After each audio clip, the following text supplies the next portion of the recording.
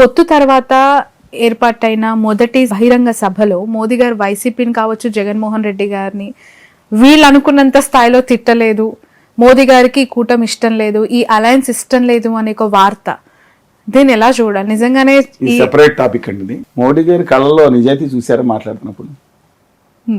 Let us be honest అండి. పొలం తప్పుగా మాట్లాడినట్టు ఆయన మొహంలో హావభావాలు చిన్నపిల్లలకి తెలిసిపోతాయి. బలవంతంగా జగన్మోహన్ రెడ్డి గారిని ఈ భ్రష్టాచారాన్ని ప్రభుత్వం అంటే ఆయన వ్యక్తిగతంగా మిగతా అని, లేదంటే ఇప్పుడు 2-3 చోట్ల ఉంటాయి మా దగ్గర ఉపమానాలు. రాజుగారి చిన్న భార్య చెడ్డదంటే పెద్ద భార్య మంచిదని. మంత్రివర్గంలో వాళ్ళు మాత్రం తప్పులు చేస్తున్నారు అంటే మంత్రివర్గం రాజు మంచివాడే తెలియకుండా చేస్తున్నట్టు కదా. ఆయన మనసు రాలా.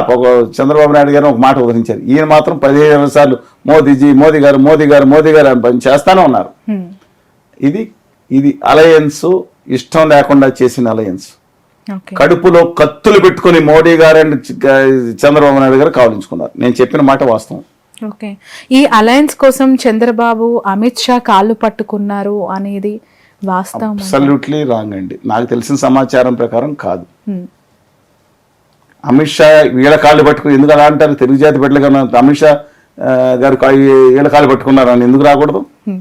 అంటే అంత గొప్ప వ్యక్తి ఆయనకన్నా సీనియర్ మోస్ట్ కాదండి. లెట్ us be స్ట్రైట్ గా మాట్లాడుకున్నాం. చంద్రబాబు నాయుడు గారి క్యాడర్లో ఎవరికి కూడా అంతకుముందు ఏదో ప్రయత్నాలు చేసి ఉండొచ్చు, ఎవరికి కూడా 95% మందికి మీరు పోల్ సర్వే పెట్టండి, ఉత్తర భారతీయ జనతా పార్టీతో అలయన్స్ ఇష్టం లేదు. రక్షణ కోసం ఉండాలి. అమ్మో ఏమైనా చేస్తారు? లాస్ట్ టైం లలిత సుబ్రహ్మణ్యం గారిని ప్రయోగించి నానా ఇబ్బందులు పాలు చేశారు కదా. ఐవేరు కృష్ణారావు గారు పడిన కుట్రలో ఎన్ని కానీ అనుకోవచ్చు వీళ్ళు. కానీ ఇవాళ మీకు చెప్తా ఉన్నాను, ఎట్టి పరిస్థితుల్లోనూ వీళ్ళకి క్యాడర్కి ఎట్టి పరిస్థితులు ఇష్టం లేదు. అలాంటి అయిష్టతతో కూడుకున్న ఈ పొత్తు నిజంగానే క్యాడర్కి ఇష్టం లేనప్పుడు ఓట్లు అడగడానికి వెళ్ళిన ఓటర్లకు ఇష్టం అవుతుందా? ఎలా కన్విన్స్ చేసి ఓట్లు ఇష్టం లేదు ఉత్తర భారతీయ జనతా పార్టీకి. అసలు మోడీ ఇది చాలా బూతులు మాట్లాడారండి. బూతులు అంటే చాలా అనుచితంగా అసభ్యంగా తిట్టారు చంద్రబాబు నాయుడు గారిని. వీళ్ళు ఒక తిరుగుబాటు చాలా భయంకరంగా తిట్టారు. ఎన్నున్నాయి, ఎన్ని కుప్పలు కాలు తిట్టే ఉన్నాయి. మోడీ గారు తిడతాం కాకుండా చంద్రబాబు నాయుడు గారు మేము అనుకున్న దానికన్నా దాటి వెళ్ళిపోయారు. భార్య గారి మీద ప్రస్తావన కూడా తీసుకొచ్చారు. దేశ ఉగ్రవాది అన్నారు, తీవ్రవాది కాదు, ఇతను ఈ దేశంలో ఉండటానికి తగదు అన్నారు మోడీ గారు. ఇంత అవసరం ఏమొచ్చింది మోదీ గారితో పొత్తులు పెట్టుకొని ఎన్నికల బరిలోకి దిగాల్సిన అవసరం చంద్రబాబుకి ఏమొచ్చింది అంటే? మీరు నాకు రాంగ్ నెంబర్ డైల్ చేశారు. మీరు కళ్యాణ్ బాబు గారికి ఫోన్ చేయాలి ఈ విషయం. కళ్యాణ్ బాబు గారు ఏమన్నారు? ఎన్ని చీవాట్లు పడ్డానో తెలియదు. ఎందుకు చీవాట్లు పడతాం? క్షమాపణలు కోరాను. నేను తెలుగు బిడ్డతో వాళ్ళు క్షమాపణ చెప్పించుకోవాల్సిన అవసరం ఏముంది? బై స్టార్ ఆయన ఈజ్ బోర్న్ స్టార్ కింద ఒక అద్భుతమైన నటన కౌశలంతో పాటు సామాజిక విషయాలపై స్పందన కలిగిన కళ్యాణ్ గారు తెలుగు బిడ్డతో క్షమాపణ చెప్పించుకున్నారు మోడీ గారు అంటే కంపెనీ గుజరాతీ వ్యాపారులు. దేనికోసం చెప్పాలండి? ఏం తప్పు చేశాడండి కళ్యాణ్ గారు?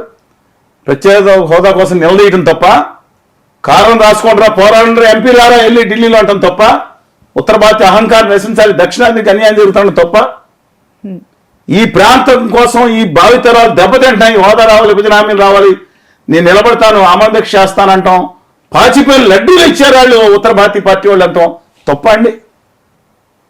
ఆయన ప్రాంతం కోసం నిలబడ్డారండి, దానికోసం క్షమాపణ చెప్పించుకున్నారు ఉత్తర భారతీయ జనతా పార్టీ వాళ్ళు. ఎంత బెదిరించి ఉంటారండి. ఎస్, రెండో పది అన్నిటికన్నా బాధాకరం, కళ్యాణ్ గారికి ప్రజలకు న్యాయం చేయాలనేది ఉంది. ఆయన దమ్ము ఉండి నిలబడి వాళ్ళ తొడగొడతారో నిలబెట్టి ఏం చేస్తారో చూసుకున్నా. నా జాతికి అన్యాయం జరిగింది, ఈ 10 సంవత్సరానికి నమ్మద్రోహం చేశారు, విభజన హామీ లేకుండా బడ్జెట్లు కూడా మోసం చేశారని కళ్యాణ్ బాబు గారు నిలబడి అక్కడ నిలబడితే తెలుగు జాతి 13.5 కోట్ల మందిలో అనేక మంది ఆయన వెనకమాల ఉంటారు, దమ్ముగా మిగతా నాయకులు వెనకమాల ఉంటారు. ఏంటంటే చేసింది? ఢిల్లీ వెళ్ళి ఆయన మాట్లాడింది ఎంత తప్పుగా. ఎవరైనా దిక్కుమాల అడ్వైజర్ ఆయన బయట పెట్టి నేను ఢిల్లీ వెళ్ళాను, వెళ్ళి ఆ ఉత్తరాది నాయకుల కాళ్ళు పట్టుకున్నాను, 10 నిమిషాల సేపు తలకాయ పెట్టేసాను. అది ఏం మాట్లాడి? అది ఆయనకు అవమానం కాదు, మాకు అవమానం. ఒక మంచి చేయాలి తప్పనున్న మనిషి. ఇవన్నీ చూసిన కాపులు పవన్ కళ్యాణ్కి అసలు ఓటేస్తారంటారా? ముందు నేను బాధపడుతున్నాను, మాట్లాడుతున్నా విషయం. ఆ తెలుగు జాతి బిడ్డని పాదాలకు 10 నిమిషాలు తలకాయ ఉంచి వాళ్ళ దగ్గర ఉండుకోలే చేసిన వాళ్ళు మాత్రం క్షమించను. ఈయన ఎవరు కాదనుకున్నా మా సోదరులే కదండి. కళ్యాణ్ బాబు గారన్నా, చంద్రబాబు నాయుడు గారన్నా, జగన్మోహన్ రెడ్డి గారన్నా, రేవంత్ రెడ్డి గారన్నా, బట్టి గారన్నా, ఎవరన్నా సరే, కేటీఆర్ గారిని అందరం నా తెలుగు జాతి బిడ్డల్ని ఒక పౌరుషం శిఖరం ఎవరి ముందు తల వంచదో అని చెప్పి మాట్లాడిన వ్యక్తిని తల వంచేలా కాళ్ళ దగ్గర 10 నిమిషాలు దేనికంటే పెట్టింది ఆయన తెలుగుదేశం పార్టీతో బీజేపీ మ్యాచ్ ఫిక్సింగ్ కోసం. ఎందుకు అవసరం ఉందండి? ప్రత్యేక హోదా కోసం పెడితే తల పెట్టక్కర్లా, చేతులు పట్టుకునే బదులు ఇవ్వండి అని చెప్తే అది వస్తే ఈ జగన్మోహన్ రెడ్డి గారి చెంప పెట్టుగా ఉండేది. నువ్వు తీసుకురాలేదు, నేను తీసుకొచ్చానయ్యా, నా జాతి రుణం తీసుకున్నానయ్యా, కనీసం ఒక తరం పోయింది ఇంకో తరం బాగుపడేటట్టు నేను విభజన హామీలు తీసుకొచ్చాను, ఇన్ని తీసుకొచ్చాను, విశాఖ హక్కుని కాపాడాను, చేతులు పట్టుకుని కాళ్ళ దగ్గర కట్టుకుంటే జగన్మోహన్ రెడ్డి గారు అసలు ఎక్కడుండే ఫెయిల్ అయిపోయారు. ఆయన చంద్రబాబు నాయుడు గారు మాట్లాడారు, దమ్మున్న హీరోగా నిలబడేవాడు మన తెలుగు బిడ్డ పవన్ కళ్యాణ్ గారు. కాళ్ళకు పెట్టేసి ఉంచేయటం ఏంటండి? అది కూడా తెలుగుదేశం పార్టీ వద్దు మొర్రు అంటున్నారు, వాళ్ళు వద్దు మొర్రు అంటున్నారు. ఇద్దరి మధ్యన మ్యాచ్ ఫిక్సింగ్ కోసం ఏంటండి? దిక్కుమాల అడ్వైస్ నేను తప్పు పట్టను కళ్యాణ్ బాబు గారిని. ఆయనకి ఇచ్చిన అడ్వైస్ ఇచ్చిన వాళ్ళు ఎవరో తప్పు చేస్తున్నారు, వాళ్ళ సలహాదారులు ఎవరో తప్పు చేస్తున్నారు. అంటే ప్రతిదీ సలహాదారులు చేయమంటేనే ఉంటుందా? ఒక నాయకుడికి తను ఏం చేయాలనుకుంటున్నారో, తను ఎలా ప్రయాణించాలి, కనీస అవగాహన అనేది ఉంటుంది కదా. పవన్ కళ్యాణ్ గారు పూర్తిగా లేదంటారా మీ అభిప్రాయం? పవన్ కళ్యాణ్ కొంత ఉండొచ్చు అండి, ఆయన పని ఒత్తిడిలో మిగతా వాళ్ళు అడ్వైజ్ ఉండొచ్చు, కానీ ఇలాంటి తప్పు కదా. ఇప్పుడు ఎలా ఉంటుందంటే కొంతమంది బయలుదేరి, పైగా ఆయన డైలాగ్ మధ్యవర్తిత్వం చేయటం వల్ల నేను బాగా నష్టపోయానని పైపెచ్చు ఒక సింపతి లైన్ కూడా వాడారు. ఎందుకండి? మమతా బెనర్జీగా నిలబడ్డారు. రాష్ట్రంలో 4 సంవత్సరాలు బీజేపీతో మంచిగా ఉండాలంటే శాలువాలు మోసి విగ్రహాలు మోసి భుజాలు ఉండిపోయినాయి చంద్రబాబు నాయుడు గారిది. మీకు తెలుసా? శాలువాలు, లడ్డూలు సంచులు తీసుకెళ్లి ఇచ్చారు కదండి మోడీ గారికి. జగన్మోహన్ రెడ్డి గారు ఇచ్చుకుంటూ వెళ్ళారు. తర్వాత దానికి ఇవన్నీ ఆయన వచ్చిన కానుకలను ఆక్షన్ పెట్టి 150 కోట్లు వచ్చినండి. ఇలాంటి దేశ విదేశాలు వచ్చి ఈ శాలువాలు, లడ్డూలు తినేసి ఉంటారులేండి. శాలువాలు ఇవన్నీ లడ్డు మా తిరుపతి వెంకటేశ్వర రెడ్డి ఆయన వదులుతారు, ఈ విగ్రహాలు ఆక్షన్ పెట్టి అంటున్నారు. నాకు బాధ ఏంటంటే, అత్యంత బాధాకరమైన సంఘటన, రాష్ట్రం గురించి కాకుండా దీని గురించి వెళ్ళటం ఏంటండి? చాలా బాధగా ఉంది, నాకు చాలా ఇబ్బందిగా కూడా ఉంది. చాలా తలుచుకుంటే తెలుగు జాతి ఆత్మగౌరవాన్ని ఢిల్లీ నడి బజారులో గుమా వ్యాపారుల దగ్గర తాకట్టు పెట్టినట్టు అనిపిస్తుంది. వీళ్ళు రాజమార్గంలో తాకట్టు పెట్టారు, జగన్మోహన్ రెడ్డి గారు దొడ్డి మార్గంలో నమస్కారం పెట్టి ఆయన తాకట్టు పెట్టాడు. ఏం చేయాలండి? ఆ తెలుగు జాతికి ఏంటి దౌర్భాగ్యం? 0.5% ఓట్లు వచ్చాయని ఆత్మసాక్షి మూర్తి గారు వస్తాయన్నారు బీజేపీకి, లేదా ఇంకొకళ్ళు. ఆ 0.5 ఉన్నాళ్ళతో 46% ఇంతకుముందు ఓట్లు వచ్చిన కళ్యాణ్ బాబు గారు తెలుగుదేశం పార్టీ అంటే వాళ్ళ కాళ్ళ ముందు మోకరించడం ఏంటన్నా, నేను 6 సీట్లు ఇవ్వడం ఏంటన్నా? బాధ కలగట్లా మీకు తెలుగు పెట్టగా? నిజం చెప్పండి. వాళ్ళ కాళ్ళ దగ్గర గుమ్మా వ్యాపారులు కాళ్ళ దగ్గర పడాల్సిన అవసరం ఉంది. 46% ఓట్లు వచ్చిన వాళ్ళు, 49% ఓట్లు వచ్చిన వాళ్ళు. ఈ దౌర్భాగ్య స్థితి ఎప్పుడన్నా ఆంధ్రప్రదేశ్ రాష్ట్రంలో దాపురించిందా? అంజయ్ గారిని అవమానించారని చెప్పి ఎన్టీ రామారావు గారు ఆ తెలుగు వాళ్ళ ఆత్మగౌరవం అంటే ఆత్మగౌరవం కుంగి కుసించిపోయింది. ఇప్పుడు ఒక ముఖ్యమంత్రిని మాట్లాడితే వచ్చింది ఆత్మగౌరవం కుంగి కుసించిపోయింది. మాట్లాడితే దేశం కోసం ధర్మం కోసం పొత్తంట. ఏం దేశం కోసం ధర్మం కోసం అండి? మరి 4 ఏళ్ళు వంగి సలాములు చేశారు కదా. చేసిన తర్వాత ఆయన ఏం చేశారని మీకు చాలాసార్లు చెప్పాను. ఆయన వచ్చారు కదా, ఆ క్షణంలో ఢిల్లీ నుంచి ఎత్తుకొచ్చారు కదా అమరావతికి. కేసీఆర్ గారి ప్రాణాలకు ప్రమాదం వచ్చింది, ఒక క్షణం తల్లడిల్లిపోయాను. తెలుసా మీకు విషయం? అమరావతిలో కేసీఆర్ గారు ఏమైపోతారు అని తెలుసా? ఆ రోజు జరిగింది అక్టోబర్ 22 అనుకుంటాను. ఆ రోజు అమరావతి శంకుస్థాపన అప్పుడు వచ్చారు కదా. కేసీఆర్ గారి ప్రాణాలకు ప్రమాదాన్ని కంగారు పడ్డాను. ఒక నిమిషం వెంకటేశ్వర స్వామిని అదే స్టేజ్ మీద రైట్ సైడ్ ఉన్నాను నేను.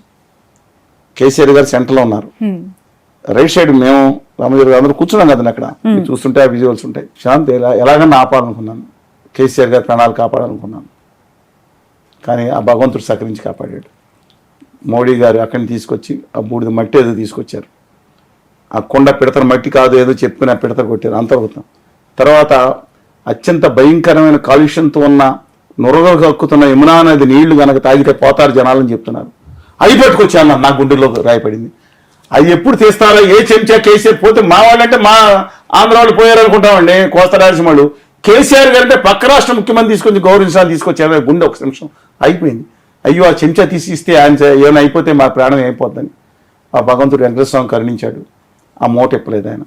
మా నెత్తి మీద దిక్కుమాల నీళ్లు మట్టి కొట్టి మోడీ గారు వస్తే 4 సంవత్సరాలకు వంగి నమస్కారాలు పెడితే మళ్ళీ ఇప్పుడు ఆయనతో సైవనంతో ఏం సైవం ఉందని ఈరోజు స్టాలిన్ గారు రాష్ట్రాన్ని డెవలప్ చేసుకుంటున్నారు. ఏం దెబ్బలాడి పెట్టుకోకుండా సహమతి ఉండే. ఇప్పుడు మేము దెబ్బలాడు బీజేపీతో అలయన్స్ ఉన్న బీజేపీ అలయన్స్ కోల్పోయింది కదా బీజేపీతో. 20 సంవత్సరాలు అలయన్స్ లేకుండా 15 సంవత్సరాలు సొంతంగా ఉండి ఆ రాష్ట్రాన్ని డెవలప్ చేసుకోలేదా? తిట్టారా? బూతులు తిట్టారా? నెత్తి మీద పెట్టుకోలేదు, పడేలేదు. మమతా బెనర్జీ గారు చేసుకోవట్లేదా? పినరాయి విజయన్ గారి మీద అనేక ఆరోపణలు ఆయన మీద ఎన్ని వచ్చినాయి? అయినా సరే నిలబడి గెలవలేదా? ఎందుకండి ఇది? జగన్మోహన్ రెడ్డి గారికి ఎందుకు వీళ్ళకెందుకు నాకు అర్థం కాదు. తెలుగు జాతి అవమాన భారంతో కుంగిపోతుంది. నేనున్న మాటలు ఇవాళ ఆ నోట్లలో ఉన్న 6% ఓటర్స్ అన్నా గమనించండి. 6.9% ఓటర్స్ వచ్చి మన సర్వే మాడుకున్న తర్వాత ఇవాళ వాళ్ళైనా గౌరవించండి. కనీసం తెలుగుదేశం పార్టీలో ఆత్మగౌరవం ఉన్న వాళ్ళు చాలా మంది ఉన్నారు, కళ్ళు ప్రగులిపోయి ఉన్నారు. చంద్రబాబు నాయుడు గారి అరెస్టులో కేంద్ర ప్రభుత్వం పాత్ర ఉండదా? తెలిసి జరగదా? చెప్పండి. క్యాలిఫార్లు పెద్ద పండిస్తాను, అవి పెట్టుకోవాలని చెవులో. మనం మోడీ గారికి తెలియకుండా, అమిత్ షా గారికి తెలియకుండా చంద్రబాబు అరెస్ట్ జరిగింది నమ్ముతారా? ఏం దుర్మార్గం చేశారండి వాళ్ళని. పొత్తు అనైతికం అంటారు ఖచ్చితంగా. ప్రత్యక్ష పొత్తు వీళ్ళది భయంకర అనైతికం, పరోక్ష పొత్తు కూడా అనైతికం. ఈ తెలుగు జాతి ఆత్మగౌరవాన్ని అందరూ తీసుకెళ్లి ఢిల్లీ నది బజార్లో తాకట్టు పెడుతున్నారు. హక్కుల కోసం మాట్లాడలేదండి, విభజన హామీల కోసం మాట్లాడలేదండి, విశాఖ ఉక్కు కర్మాగారం కోసం మాట్లాడలేదండి.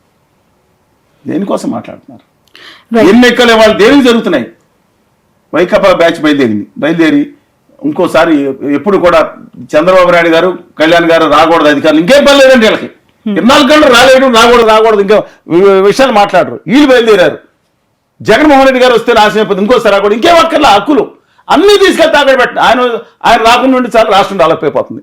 పైనుంచి విష్ణుమూర్తి వచ్చి కూర్చుని ప్రత్యక్షంగా పాలించి ప్రత్యేక హోదా పట్టుకొస్తారా? లేకపోతే జగన్మోహన్ రెడ్డి గారు వచ్చేస్తే ఆయన పట్టుకొచ్చేస్తారా?